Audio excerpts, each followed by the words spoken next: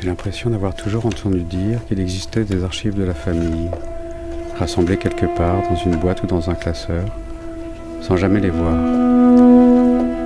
L'histoire de la famille semblait être connue de tous comme une évidence tacite. Avant-hier, la réalisatrice israélienne Or Sinai a été très applaudie lors de la présentation de son premier long-métrage Mama en séance spéciale du Festival de Cannes. Ne l'ayant pas vu, je ne peux que lui souhaiter un beau succès, même si elle ne peut recevoir aucun prix dans cette catégorie. Donc aujourd'hui, je vous parle du film Lazare Silberman de Benjamin Sylvestre.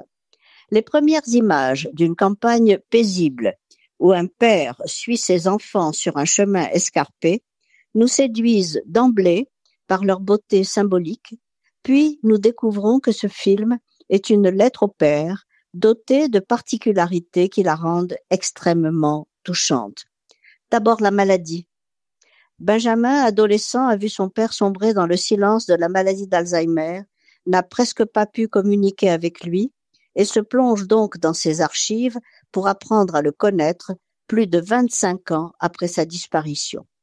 Grâce à son dialogue avec sa mère et aux photos et documents qu'elle a soigneusement conservés, il reconstitue peu à peu, comme à tâtons, l'histoire de cet enfant juif âgé de 3 ans lorsque la guerre éclate, emmené par sa mère en Haute-Savoie et caché dans une maison d'enfants de Lauzet, tandis qu'elle s'engage dans la résistance.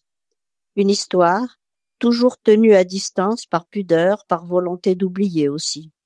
De plus, ce père mystérieux est double, puisqu'il s'appelait Lazare Silberman, puis a changé son nom en Claude Sylvestre. Il va donc le découvrir avant sa maladie et après, avant qu'il ne disparaisse une seconde fois.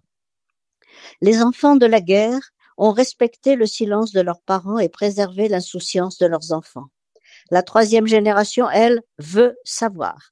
La découverte des films de famille de 1947-1948 de ses grands-parents, dans lesquels Benjamin retrouve son grand-père prisonnier de guerre, l'incite à retrouver les traces du passé enfoui. D'une guerre à l'autre, de Lazare à Claude, de Silberman à Sylvestre, ce film s'attache à chaque transformation des noms comme signe d'une instabilité ontologique, d'une menace permanente de disparaître. Ce qui m'a aussi beaucoup intéressé, c'est la réflexion sur le temps et la mémoire qui habitent ce film. En faisant ressurgir ce qui a disparu, y compris de sa propre mémoire, Benjamin fait face à l'impossibilité matérielle et réussit à faire revivre malgré tout les spectres du passé. La vie, après tout, c'est ce qui fuit sans cesse, qu'on soit heureux ou malheureux, et les souvenirs eux-mêmes s'effacent. Rendre compte de la disparition, de l'absence, par l'apparition, le surgissement et la présence, c'est la mission qu'il s'est fixée. La photo et le cinéma ont été les moyens idéaux d'aller sur les traces de l'histoire de cette famille juive, séparée et traquée pendant la guerre. Lazare Silberman de Benjamin Sylvestre est un film qui explore la mémoire familiale sur 4 générations. La musique originale de Sonia Wider-Atherton ajoute au charme de cette œuvre, à voir au cinéma Saint-André-des-Arts, où elle ne passe qu'une fois par jour à 13h à partir d'aujourd'hui.